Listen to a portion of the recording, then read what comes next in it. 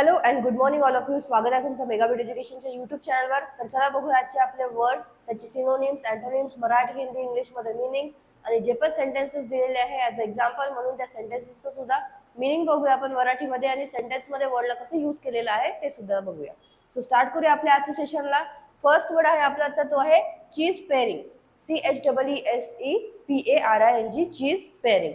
So चीज पेअरिंगचं meaning होतं careful or stingy with money.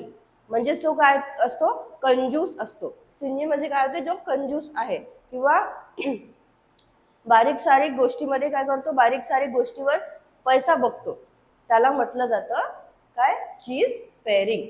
Okay. So चीज पेअरिंगचं हिंदीमध्ये meaning होतं कंजूस, इंग्लिशमध्ये मिनिंग आहे केअरफुल ऑर स्टिंगी विथ मनी आणि मराठीमध्ये मिनिंग काय होतं चीज पेअरिंगचं, कंजूस, काटकसरी, बारीक सारीक गोष्टींवर पैसा वाचवणारा किंवा अत्यंत लोभी. ओके. सो चीज पेअरिंग इंग्लिशमध्ये मिनिंग काय आहे, केअरफुल ऑर स्टिंजी विथ मनी. हिंदीमध्ये मिनिंग होतं कंजूस, मराठीमध्ये मिनिंग होतं चीज पेअरिंगचं कंजूस, काटकसरी, बारीक सारीक गोष्टींमध्ये पैसा वाचवणारा किंवा अत्यंत लोभी. सिनोनिम्स आहेत चीपनेस, पेनी पिंचिंग आणि पेन्युरियसनेस. काय आहेत सिनोनिम्स चीज पेअरिंगचे, चीपनेस, पेनी पिंचिंग आणि पेन्युरियसनेस. आणि अँटोनिम्स आहेत जेनरॉसिटी आणि लार्जेस. ओके. काय आहेत, जेनरॉसिटी आणि लार्जेसेस. सेंटेन्स काय दिलेला आहे, I have never been in favour of cheese paring in education. So सेंटेन्सचा अर्थ होतो शिक्षणातील काटकसरीच्या मी कधीच बाजूने नव्हतो किंवा नव्हते. तर इथे चीज पेअरिंग म्हणजे यूज करण्यात आलेला आहे काटकसरीच्या. ओके. सो एज्युकेशनच्या बाबतीमध्ये, शिक्षणाच्या बाबतीमध्ये चीज पेअरिंगच्या मी कधीच बाजूने नव्हतो. तर असं या सेंटेन्सचा अर्थ होतो. नेक्स्ट वर्ड आहे bucolic. BUCOLIC, bucolic. So pronounce कसं करायचं आहे BUCOLIC ला, ब्युकोलिक, ब्युकोलिक. ब्युकोलिकचं मिनिंग आहे relating to the pleasant aspects of the countryside and country life. म्हणजे जे काय होतं, ग्रामीण व्यक्ती जो आहे किंवा खेळवड जो आहे त्याला काय म्हटलं जातं, ब्युकोलिक असं म्हटलं जातं. सो ब्युकोलिकचं इंग्लिशमध्ये मिनिंग आहे relating to the pleasant aspect of the countryside and country life. हिंदीमध्ये मिनिंग होतं ग्राम्य. हिंदीमध्ये काय मिनिंग होतं, ग्राम्य हे मिनिंग होतं ब्युकोलिकचं. आणि मराठीमध्ये मिनिंग होतं ग्रामीण व्यक्ती, खेळवळ आणि जानपद. ओके. सो सिनोनिम्स काय आहेत ब्युकोलिकचे, रुरल, पास्टोरल आणि कंट्री साईड. काय आहेत सिनोनिम्स ब्युकोलिकचे, रुरल, पास्टोरल आणि कंट्री साईड. आणि अँटोनिम्स काय आहेत, अर्बन आणि मेट्रोपॉलिटन. अँटोनिम्स आहेत ब्युकोलिकचे अर्बन आणि मेट्रोपॉलिटन.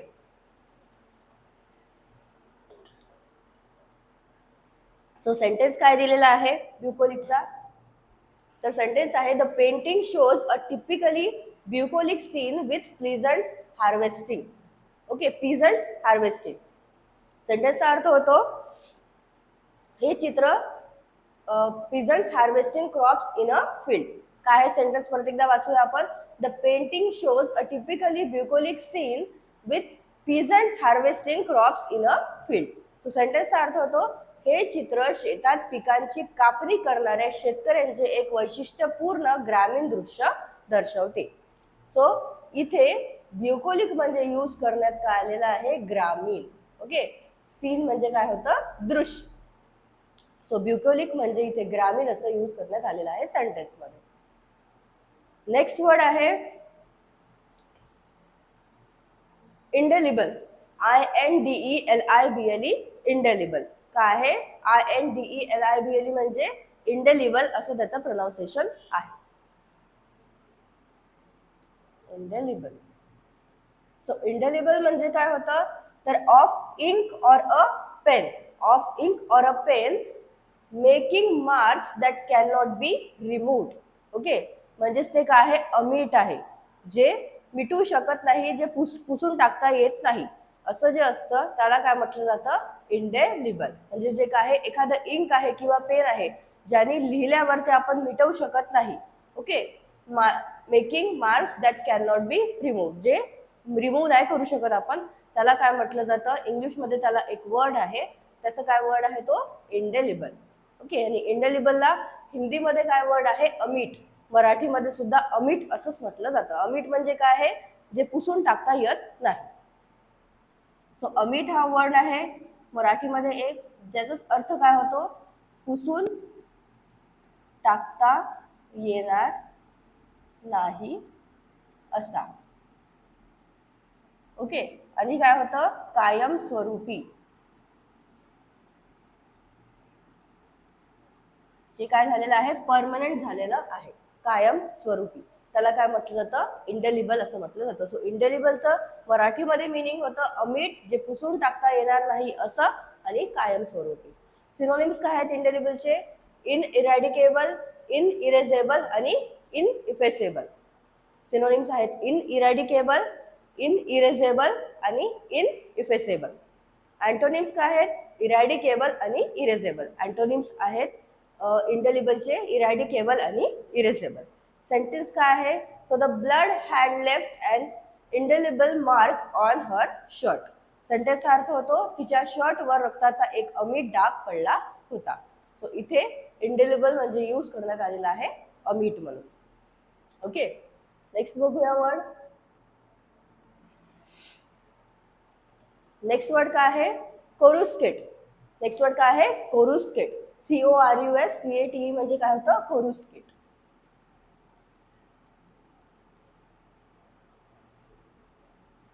सो कोरुस्केटचं मिनिंग आहे ऑफ लाईट, फ्लॅश और स्पार्कल.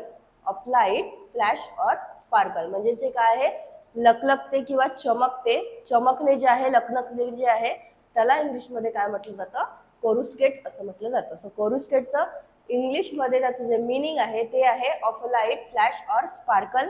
हिंदीमध्ये होतं त्याचं मिनिंग उज्ज्वल होना, आणि मराठीमध्ये मिनिंग काय आहे कोरुस्केटचं, चमकणे, लकाकणे आणि प्रकाश देणे. सो कोरुस्केटचं मराठीमध्ये मिनिंग काय होतं, प्रकाश देणे, चमकणे आणि लकाकणे. सिनोनिम्स आहेत फ्लॅश, ग्लॅन्स आणि ग्लीम. फ्लॅश, ग्लॅन्स आणि ग्लीम सिनोनिम्स आहेत कोरुस्केटचे, आणि अँटोनिम्स आहेत डीम आणि टल.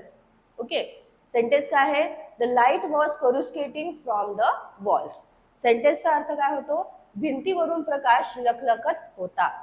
तर इथे कोरुस्केटिंगचा अर्थ घेण्यात आलेला आहे लखलखत होता म्हणून. नेक्स्ट वर्ड बघूया. ओके, नेक्स्ट वर्ड आहे bungler, BUNGLER, bungler. So pronounce कसं करायचं आहे याला, बंगलर. बंगलरचं मिनिंग होतं a person who habitually bungles things and amateur. So म्हणजेच काय आहे की भूल करणेवाला, जो काय करतो, घोटाळा करतो. घोटाळा करणारा जो असतो त्याला, किंवा अनाडी आहे, त्याला काय म्हटलं जातं इंग्लिशमध्ये, बंगलर असं म्हणतात. ओके, सो बंगलरचं इंग्लिशमध्ये मिनिंग आहे a person who habitually bungles things and amateur. याचं हिंदीमध्ये मिनिंग होतं भूल करणे वाला, आणि मराठीमध्ये काय मिनिंग होतं बंगलरचं, घोटाळा करणारा, अनाडी,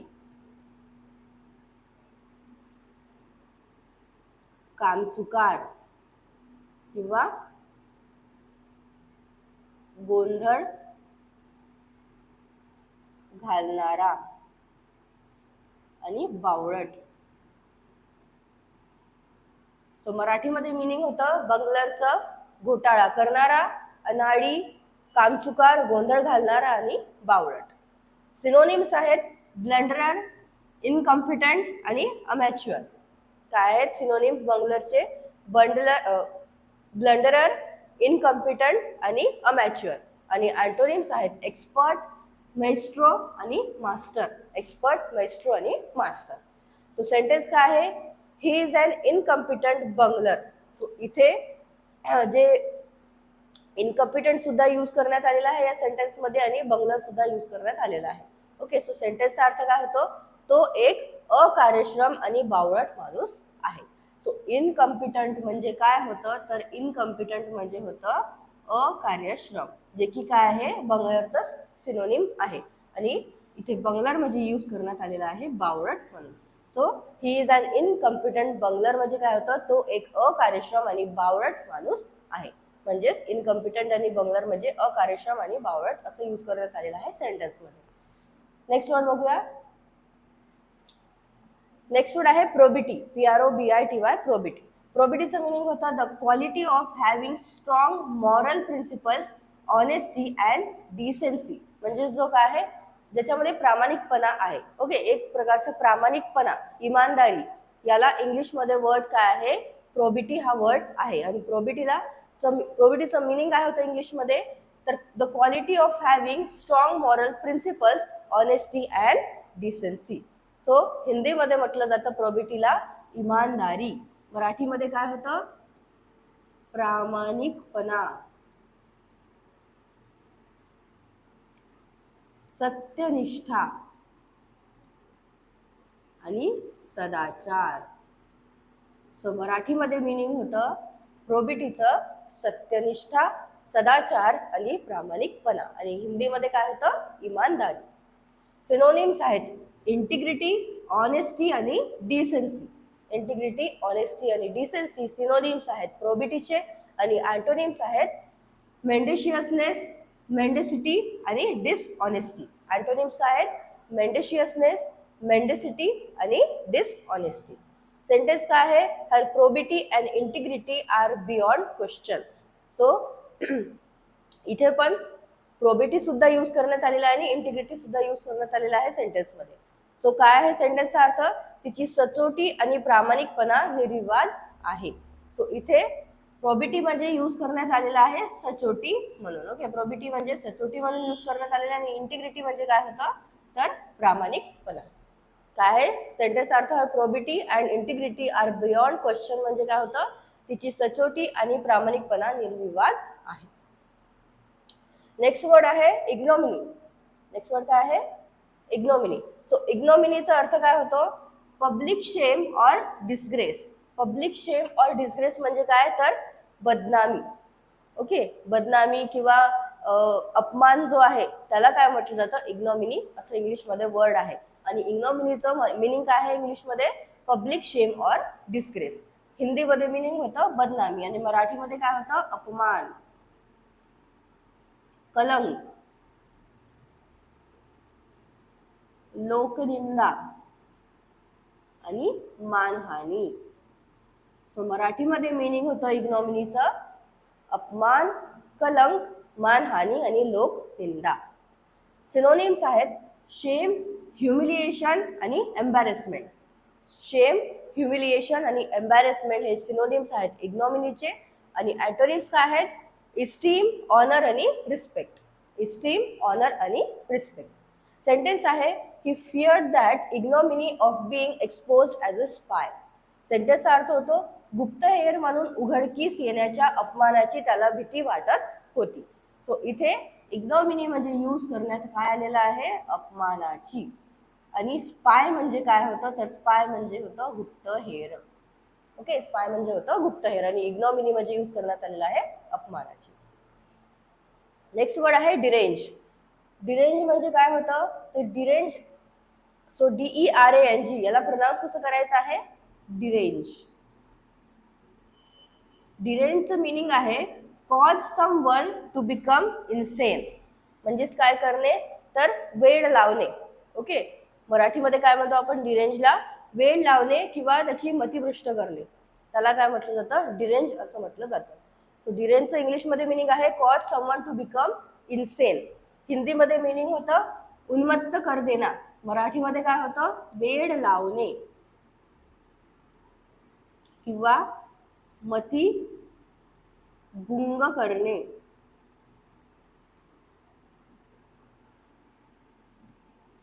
विस्कळीत करणे आणि बिघाड करणे.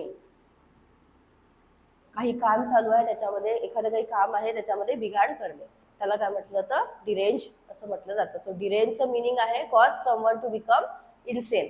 हिंदीमध्ये मिनिंग होतं उन्मत्त कर देना. मराठीमध्ये डिरेंजचं मिनिंग होतं वेड लावणे किंवा मती गुंग करणे, विस्कळीत करणे आणि बिघाड करणे.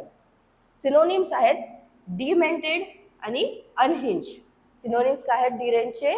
डिमेंटेड आणि अनहिंज. आणि अँटोनिम्स आहेत रिलॅक्स, सूद आणि ट्रँक्युलाइज. रिलॅक्स, सूद आणि ट्रँक्युलाइज हे अँटोनिम्स आहेत डिरेंजचे. सेंटेन्स काय आहे तर being stranded at night on a lonely road would derange anyone.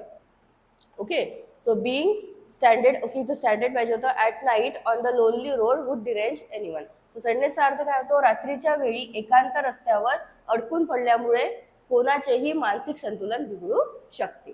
So इथे डिरेंज म्हणजे यूज करण्यात आलेला आहे की मानसिक संतुलन बिघडू शकते, म्हणजेच इथे काय झालेलं आहे की बिघडणे, बिघडणे असा यूज करण्यात आलेला आहे डिरेंजचा अर्थ म्हणून. नेक्स्ट बघूया, नेक्स्ट वर्ड काय आहे? ओके, नेक्स्ट वर्ड आहे बेव्ही. BEVY, बेव्ही. बेव्ही. सो BEVY ला प्रोनाउन्स करायचं आहे बेव्ही. बेव्हीचं मिनिंग होतं a large group of people or things of a particular kind. म्हणजेच काय तर एखादा गट आहे किंवा काय आहे झुंड आहे त्याला म्हटलं जातं बेव्ही. ओके, किंवा ताफा आहे, एखाद्या कोणत्या गोष्टीचा पर्टिक्युलर गोष्टीचा संग्रह आहे त्याला म्हटलं जातं इंग्लिशमध्ये बेव्ही. सो बेव्हीचं मिनिंग काय आहे इंग्लिशमध्ये? A large group of people or things of a particular kind. की ग्रुप ऑफ पीपल आहे, क्राऊड आहे, एक झुंड आहे, एखाद्या लोकांचा झुंड आहे किंवा घोळका आहे त्याला म्हटलं जातं बेव्ही. आणि हिंदीमध्ये काय मिनिंग होतं तर झुंड. मराठीमध्ये सुद्धा झुंड असंच म्हटलं जातं. आणखी काय म्हटलं जातं बेव्हीला? समूह, घोळका किंवा थवा, संग्रह, ताफा आणि गट. सो मराठीमध्ये मिनिंग होतं बेव्हीचं झुंड, समूह, संग्रह, ताफा, थवा किंवा घोळका. ओके, सो सिनोनिम्स काय आहेत बेव्हीचे? ग्रुप, क्राऊड आणि क्लस्टर. ग्रुप, क्लाउड आणि क्लस्टर हे सिनोनिम्स आहेत. आणि अँटोनिम्स आहेत पीस, पोर्शन आणि सेक्शन. पीस, पोर्शन आणि सेक्शन हे आहेत अँटोनिम्स बेव्हीचे. लास्ट वर्ड आपल्या आजच्या सेशनचा तो आहे हिलॅरिटी. HILARITY, हिलॅरिटी. हिलॅरिटीचं मिनिंग होतं extreme amusement specially Wien expressed by laughter. म्हणजेच काय होतं की अत्यंत आनंद किंवा विनोद जो असतो त्याला इंग्लिशमध्ये वर्ड यूज करण्यात येतं हिलॅरिटी. सो हिलॅरिटीचं मिनिंग होतं इंग्लिशमध्ये extreme amusement specially Wien expressed by laughter. हिंदीमध्ये त्याचं मिनिंग होतं आनंद. मराठीमध्ये काय मिनिंग होतं? अत्यंत आनंद.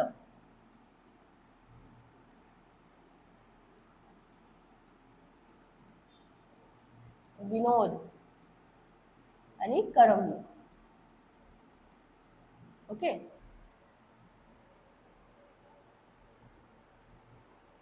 एक्स्ट्रीम अम्युजमेंट म्हणजे काय तर करमणूक, स्पेशली कशाने झालेली? बाय लाफ्टरने झालेली जे करमणूक असते त्याला म्हटलं जातं हिलॅरिटी.